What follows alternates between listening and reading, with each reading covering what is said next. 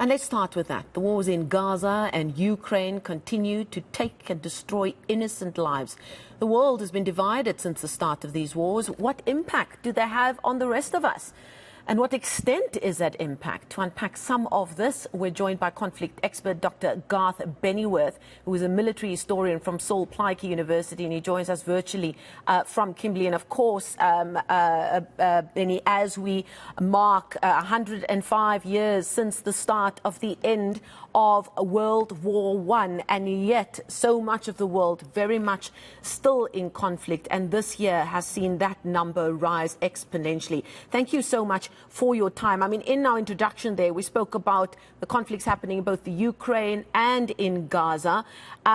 Many have used the example of comparing the two to point to deep double standards being practiced by the Western world in terms of how they've reacted to it. And indeed, in the case of Gaza, have not reacted to it. Do you think it's fair to make that comparison, and what other ways can we do so?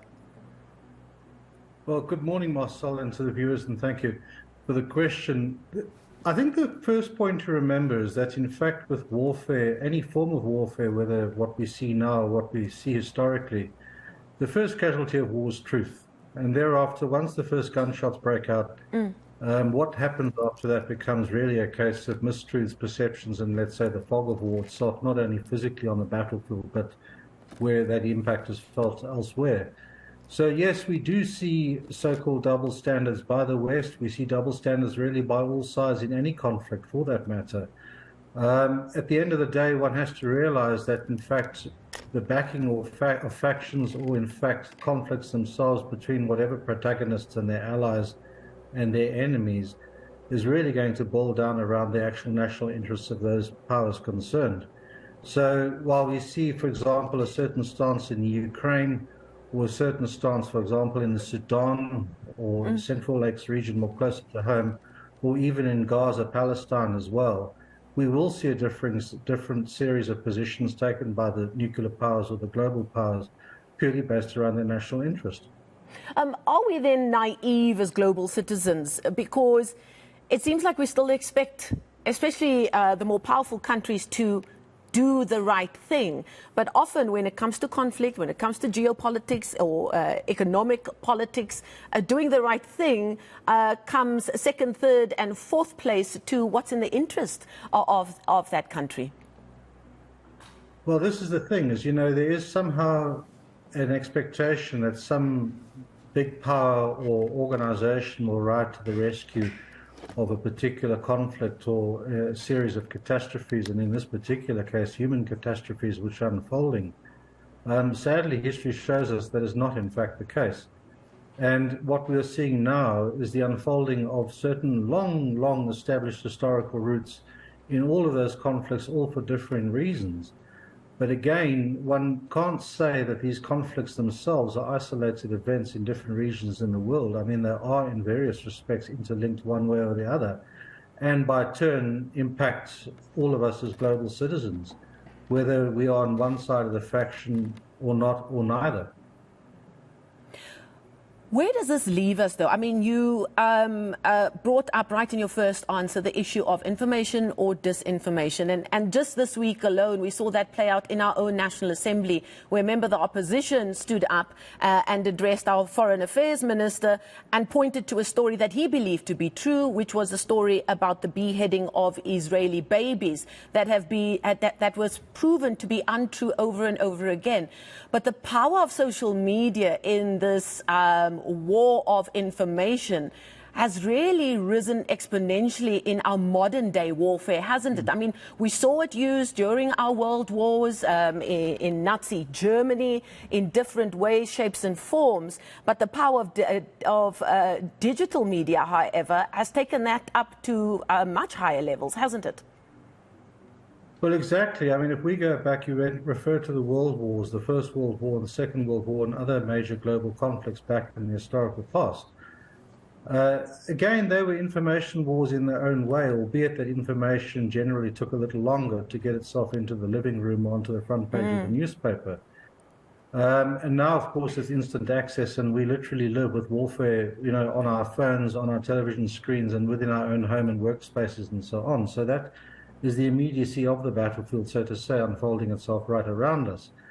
But we must also remember, too, that in fact, as said earlier, is that the first casualty of war is truth. And therefore, the propaganda machine, for whichever reason, whichever faction, will kick in. And we've seen this before historically.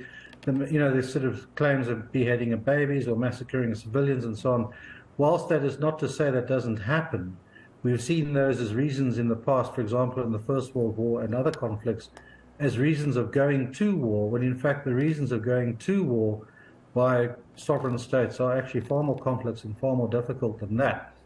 So, whether someone stands up in a parliament in this country or a parliament in another country and refers to one particular faction's apparent atrocities, war by its very nature is an atrocious business, and therefore the truth is the obvious casualty first and foremost.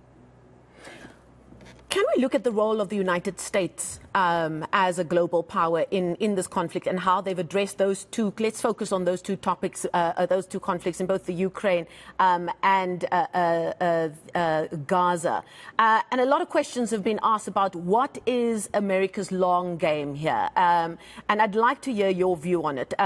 It's been said that the Ukraine is a proxy war between the powers of Russia and America, so that's played its way out in a different way.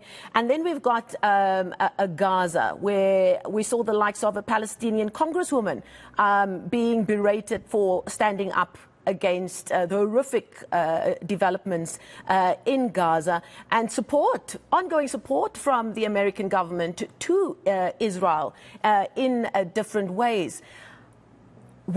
Many people are asking, what is the long game there for the U.S. in Gaza? Is it because they see Israel as an important ally in an ongoing unstable region? Is that still what they focused on? That would play a role. I mean, if one looks at the larger picture, the global picture as such, I mean, one has had since the end of the Second World War, and even the First World War for that matter, Pax American or Pax Americana, where in fact the American empire has emerged post-Second World War particularly, and therefore in many respects seen itself as a global policeman or in fact the paramount power. That power shift has changed dramatically in the last 10 to 20 years with the emergence of China as not only an economic power but a military power, and we see certain challenges around that going on, in particular, for example, Taiwan and elsewhere. But the American stance, quite simply, if you look at the Ukrainian situation, that has always been a sphere of interest for Russia, and before that the former Soviet Union.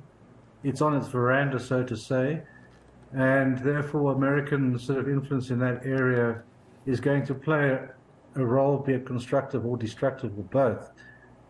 However, the Middle East is a slightly different kettle of fish. I mean, there, for example, while the Ukraine might be a major food exporter, on the other hand, the Middle East is a major energy exporter.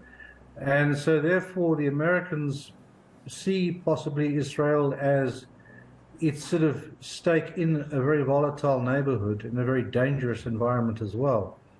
So one will see a sort of, as you said earlier, a double standard being played out. But again, at the end of the day, the United States will act in the interest of the United States. It's as simple as that.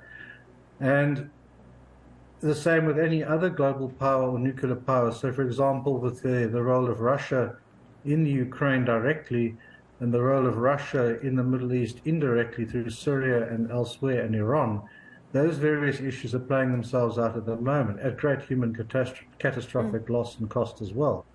But I think in the greater scheme of things, that those actually making the decisions, the civilian impact is less of a consideration, tragically. And that is in fact what we're seeing basically as war unfolds into our domestic and personal space. How do you see... human catastrophe of note.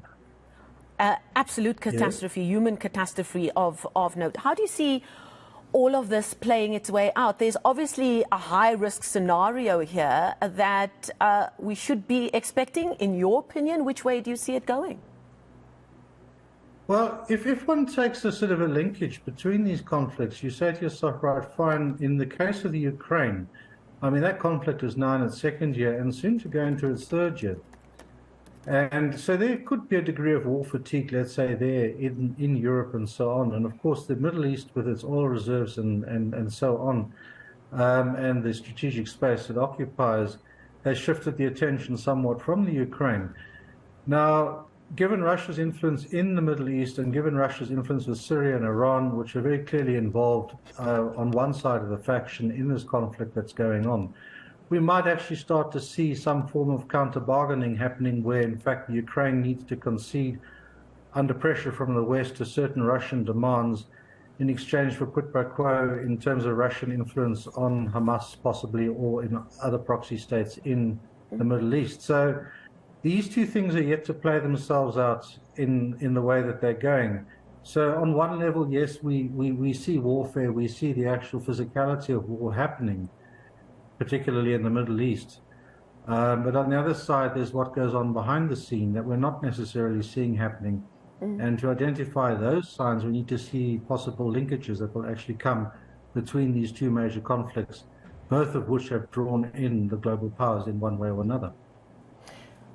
What do you see the impact of South Africa being? We saw very strong statements coming out of the South African government very early on, and just this week again from our Foreign Affairs Minister, Naledi Pandor, on social media. South Africans have come out in their numbers to brand what is happening in Gaza as apartheid and indeed genocide. Does South Africa have an impact, or is it more on the court of global public opinion? Well, it's a case of, again, how is that impact measured? So let's look at, for example, the impact coming back to South Africa from both these conflicts. I mean, we have a situation with the food basket in the Ukraine on the one hand and the energy resources on the other in the Middle East. Now, strangulation of supply, interruption of supply, and therefore the rising inflation and rising cost of living is a direct impact, and that in itself, impacting on South Africa, could in turn create further instability within this country, economically speaking, and possibly on a social level as well. So we've seen unrest a couple of years back in South Africa spontaneously, and some say break out. We could in fact see certain scenarios here which actually pose a direct risk to us strategically, not only to our own country, but in the region, because of impacts that are coming down from, in the case of Ukraine and Russia, and also the case of the Middle East. So while we are directly affected by it, in terms of your question, how do we in turn affect public policy or policy in those two regions? I mean, given where we are and given our sort of relative size to the matter, it's more of a moral and an ethical issue that one sees coming through versus a military or an economic impact that we could have on that situation. In fact, it's the other way around.